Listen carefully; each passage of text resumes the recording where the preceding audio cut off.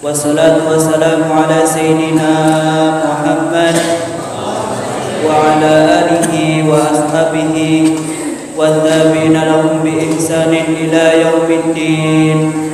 Allahumma ya Rabbana a'inna ala dzikrik wa syukrik wa husni ibadatik. Allahumma ya Rabbana akrimna bi mahabbati habibika sayyidina Muhammad. Allahumma ya Rabbana rizqna tiba'a habibika sayyidina Muhammad.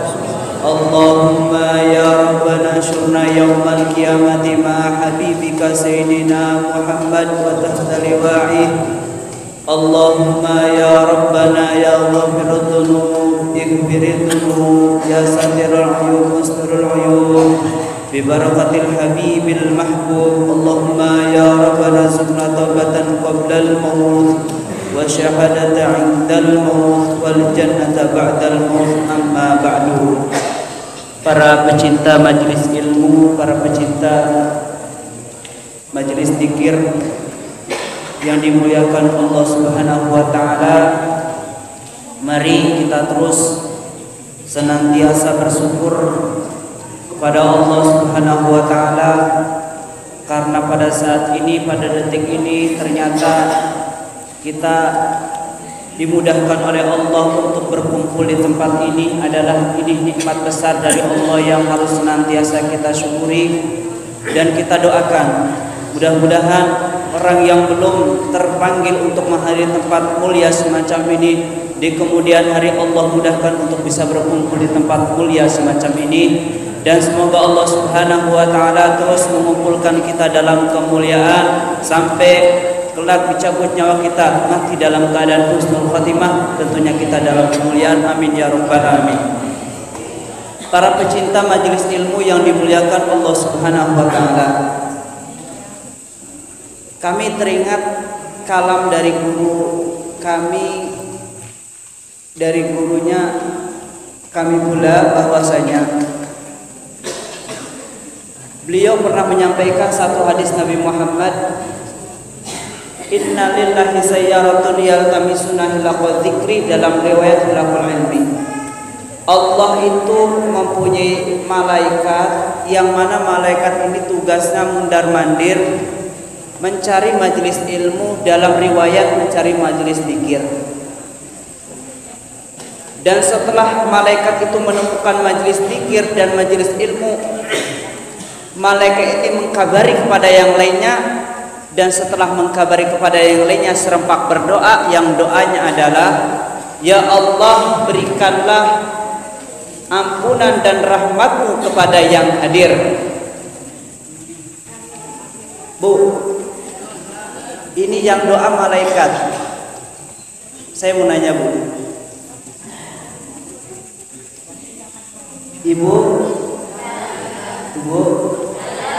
Ibu tahu malaikat enggak?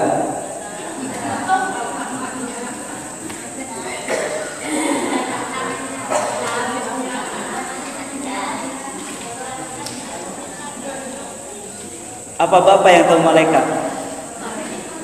Pak, tahu malaikat enggak? Nanti pulang PR ya.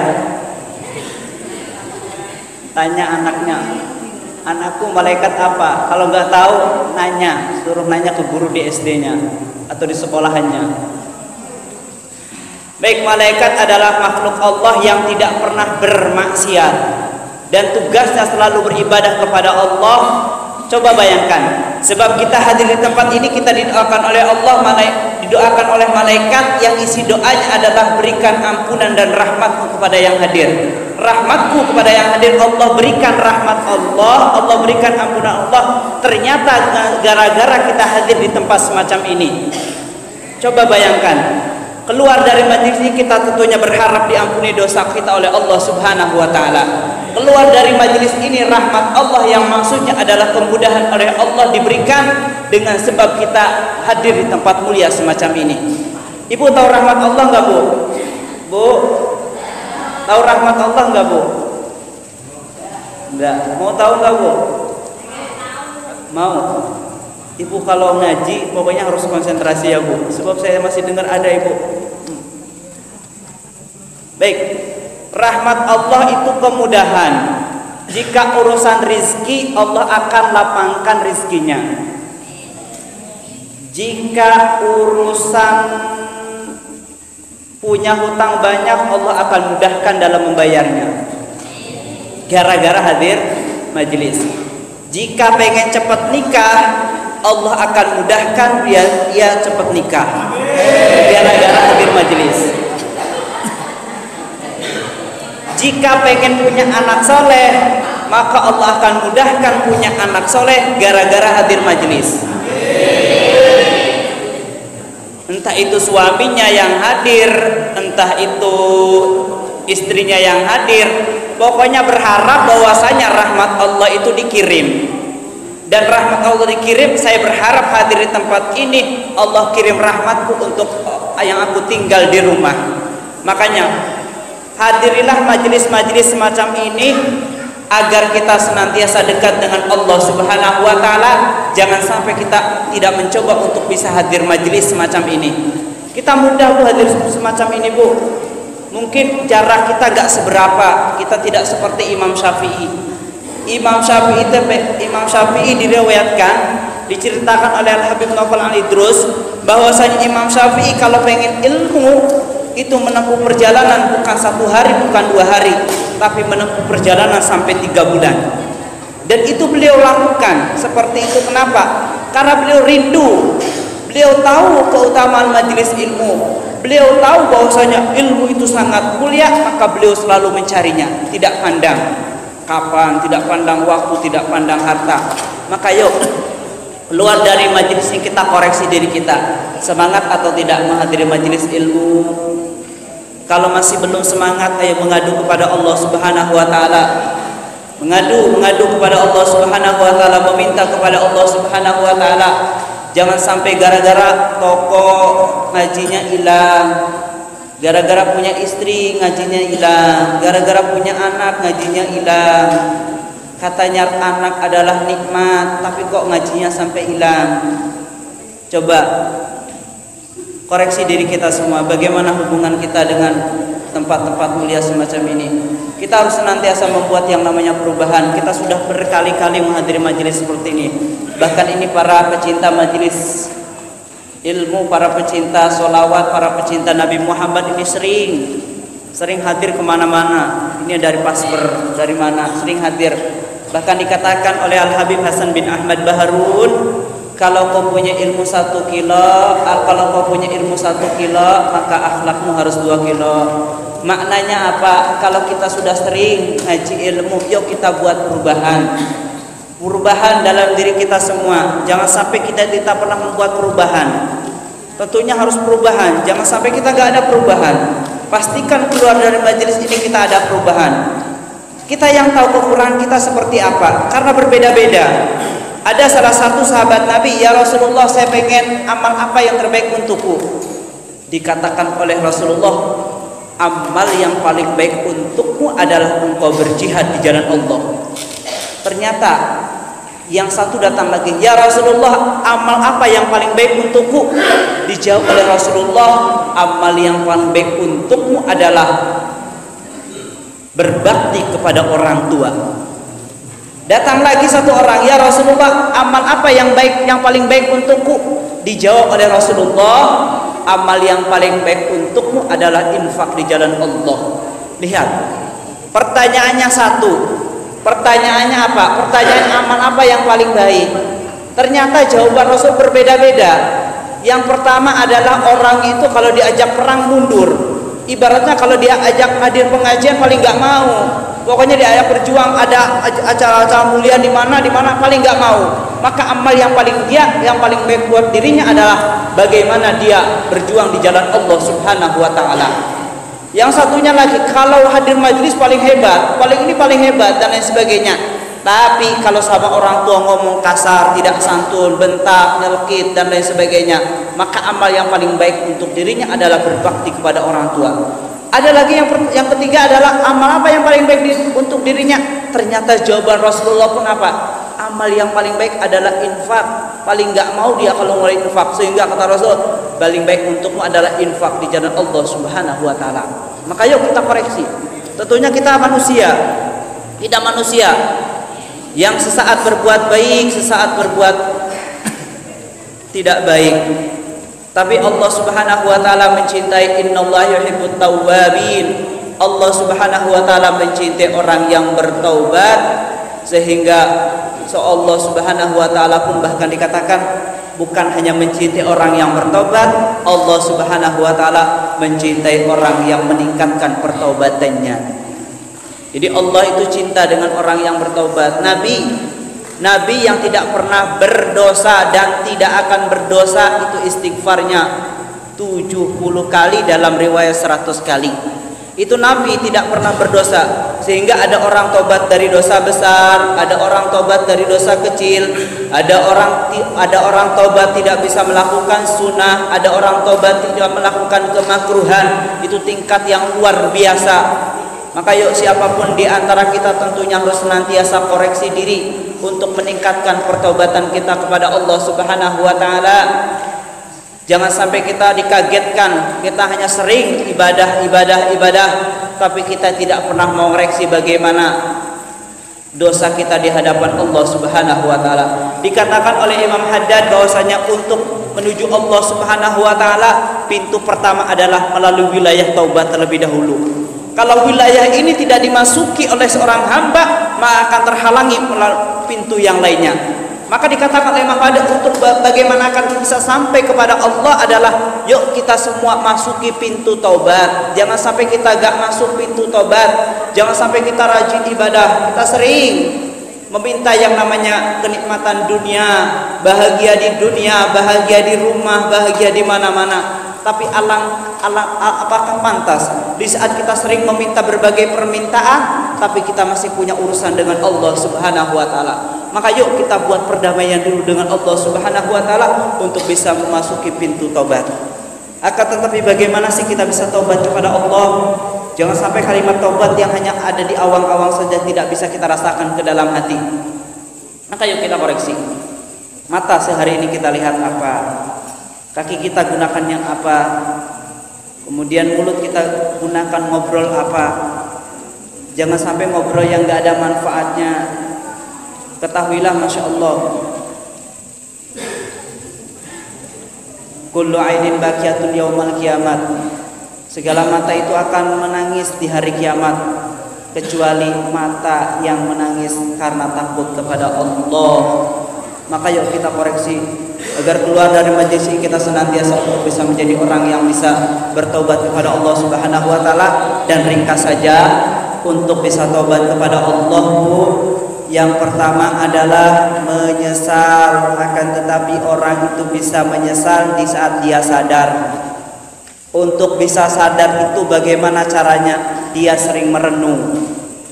Makanya ibu kalau ibadah di malam hari itu jangan full ibadah, dibagi 3. Yang pertama ibu sholat yang banyak sholat. Misalkan ibu bangun malam 30 menit, maka sholat 10 menit, kemudian tafakur, merenung masa depan kita bukan hanya di dunia, akan tetapi masa depan kita adalah di akhirat. Akankah kita selamat?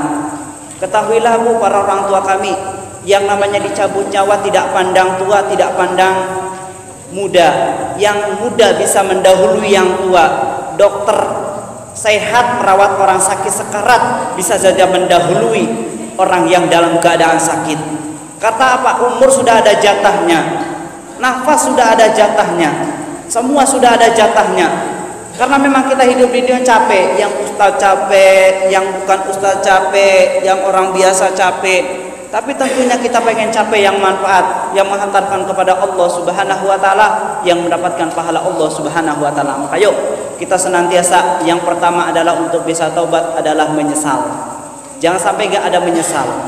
Yang kedua adalah untuk bisa bertobat kepada Allah Subhanahu wa taala setelah menyesal adalah berjanji untuk tidak mengulangi. Berjanji untuk tidak mengulangi. Saya terjerumus satu kemaksiatan ini, terjerumus lagi, taubat lagi, terjerumus lagi, taubat lagi, terjerumus taubat lagi, sampai kapan? Gak ada, sampai bosan taubat. Terus menyesal, terus terus untuk tidak mengulangi. Yang ketiga adalah meminta ampun kepada Allah Subhanahu wa taala. Ini tobat kepada Allah. Kemudian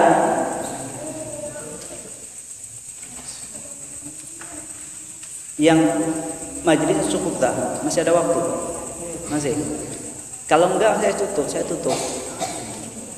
Kemudian yang terakhir adalah di saat kita berurusan dengan tobat sesama manusia. Ini ada tambahannya, jika tobatnya kepada Allah maka cukup mengadu kepada Allah Subhanahu wa taala.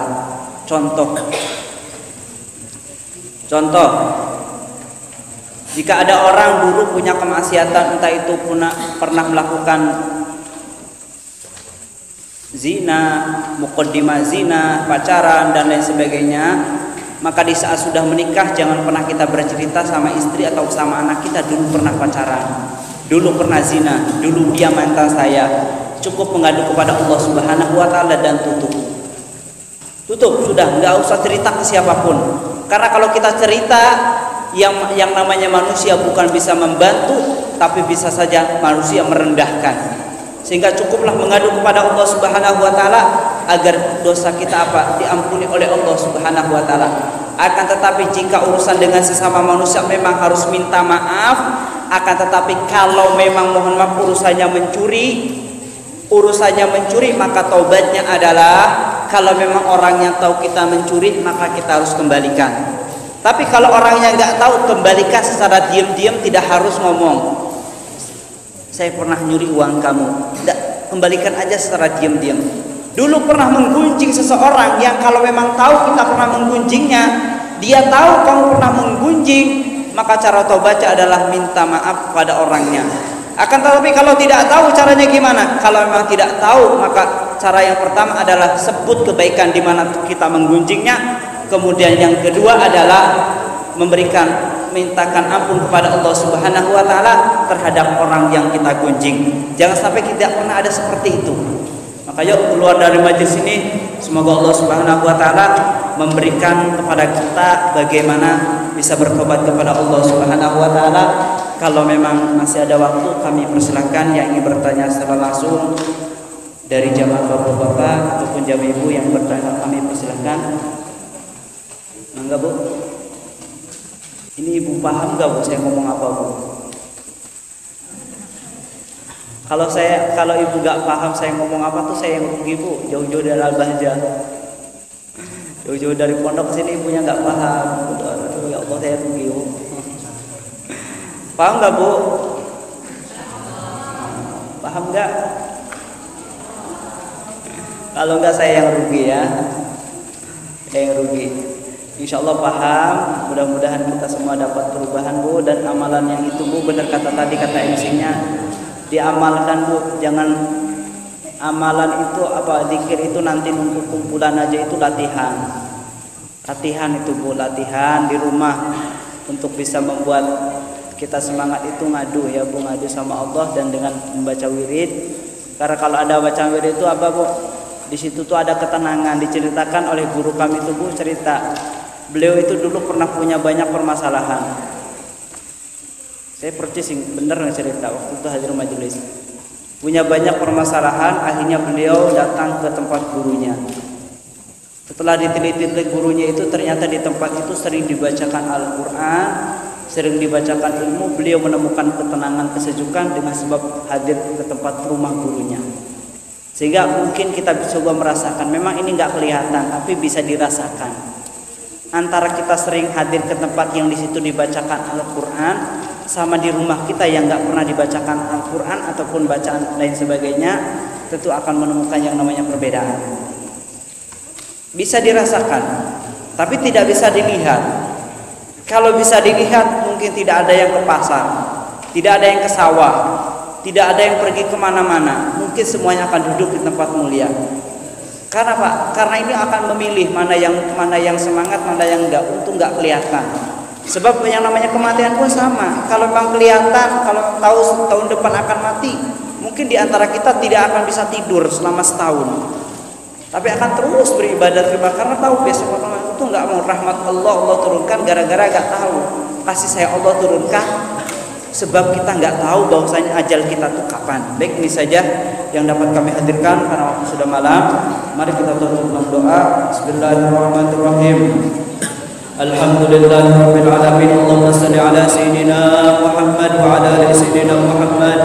Allahumma arhamna wa la tu'adzibna wansurna wa la tahdhurna wa akrimna wa la tuhinna wa afina la tumrinna wa akhirna tughfir alaina innaka ala kulli syai'in qadir. Allahumma ya Allah ya Allah ya Allah, Engkau yang mudahkan kami ke tempat yang mulia ini ya Allah, maka mudahkan kami masuk surgamu bersama kekasihmu Nabi Muhammad ya Allah ya Allah ya Allah ya Allah. Yang kami tinggal di rumah kami, ada istri kami, ada anak kami ya Allah, berikan kepada mereka kemudahan untuk menjalankan segala ketaatan ya Allah, berikan kepada mereka kemudahan untuk menjauhi segala kemaksiatan ya Allah ya Allah ya Allah ya Allah. Ampuni dosa kami, ampuni dosa orang tua kami, ampuni dosa guru-guru kami, ampuni dosa orang yang pernah berbuat baik kepada kami dan beri keikhlasan ya Allah kepada orang yang pernah berbuat baik kepada kami ya Allah. Jangan sampai apa yang mereka pernah lihat tidak bisa lihat kelak di akhirat ya Allah ya Allah ya Allah ya Allah ya Allah ya Allah. Tutup aib guru-guru kami di depan mata kami agar kami bisa memuliakannya. Tutup aib guru-guru kami di depan mata kami, tutup aib saudara kami, pasangan kami di depan mata kami agar kami bisa memuliakannya ya Allah ya Allah. Tutup aib orang tua kami di depan mata kami ya Allah agar kami bisa memuliakannya ya Allah, dan bukakan aib kami di depan mata kami agar kami bisa tahu kekurangan kami ya Allah ya Allah ya Allah ya Allah. Wahidat yang maha kuasa ya Allah, lapangkan rezeki kami dengan rezeki yang halal yang menghantarkan kepada ridhamu ya Allah. Lapangkan rezeki kami dengan rezeki yang halal yang menghantarkan kepada ridhamu ya Allah ya Allah. Jika di antara kami ada yang sakit, cepat beri kesembuhan. Jika di antara kami ada yang punya hutang ya Allah, mudahkan bayar hutangnya ya Allah. Jika di antara kami ada yang sempit rezekinya ya Allah, lapangkan rezekinya ya Allah ya Allah ya Allah. Jika di antara kami ya Allah ada yang pengen cepat menikah ya Allah dan memang sudah waktunya menikah ya Allah, kirimkan kepada mereka pasangan yang bakal dibanggakan oleh kekasihmu Nabi Muhammad, menjadikan mereka mulia di dunia dan di akhirat ya Allah ya Allah ya Allah. Jadikan kami orang tua yang bisa mendidik anak-anak kami ya Allah, jadikan orang tua kami yang bisa mendidik kami ya Allah, dan jadikan kami anak yang bisa berbakti kepada orang tua kami ya Allah ya Allah ya Allah ya Allah ya Allah. Cukupkan kami dengan yang halal, cukupkan kami dengan yang halal sehingga kami tidak butuh lagi dengan yang haram ya Allah. Pakaian yang halal, rumah yang halal, istri yang halal ya Allah, segala-galanya yang halal ya Allah. Kami cukupkan kami dengan yang halal ya Allah. Kami tidak butuh lagi dengan yang haram ya Allah ya Allah ya Allah. Panjangkan umur kami dalam ketaatan serta sehat walafiat ya Allah.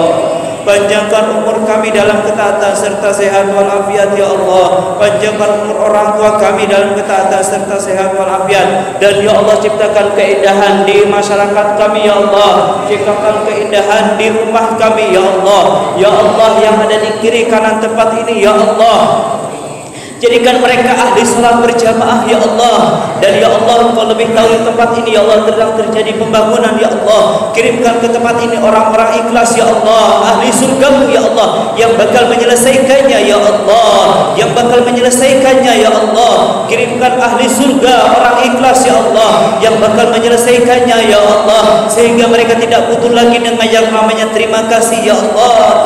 Sungguh ya Allah, yang mereka butuhkan adalah doa ya Allah. Maka beri keikhlasan ya Allah kepada orang yang pernah berbuat baik di tempat ini ya Allah. Dan ya Allah, ciptakan keindahan di masyarakat kami ya Allah, di rumah tangga kami ya Allah, di rumah tangga kami sebagai muqaddimah keindahan di akhirat nanti bersama kekasihmu Nabi Muhammad ya Allah. Ya Allah, jauhkan dari kami kemaksiatan apapun, jauhkan dari kami zina, jauhkan dari kami muqaddimah zina ya Allah, jauhkan dari kami muqaddimah zina ya Allah.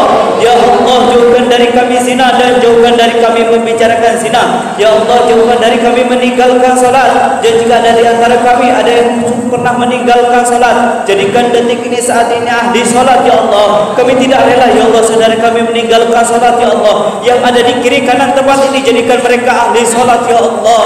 Jadikan mereka ahli salat ya Allah. Ahli salat ya Allah. Ya Allah, ya Allah, jauhkan dari kami dengki, jauhkan dari kami riya, jauhkan dari kami ujub, jauhkan dari kami sombong ya Allah. Jauhkan dari kami berbagai macam penyakit hati ya Allah. Jauhkan ya Allah, jauhkan ya Allah. Ganti dengan sifat mulia ya Allah. Ganti dengan ketawaduan ya Allah. Ganti dengan sifat ya Allah ketawaduan berbagai macam sifat mulia ya Allah. Ya Allah, ya Allah, ya Allah. Ya Allah, ada satu dosa ya Allah. Ada satu dosa ya Allah. Engkau lebih tahu ya Allah dosa kami. Kami tahu itu dosa ya Allah. Akan tetapi kami susah meninggalkannya ya Allah. Bantu kami ya Allah untuk meninggalkannya kami ya Allah. Dosa kami yang itu ya Allah. Dosa kami yang itu ya Allah. Dosa kami yang itu ya Allah.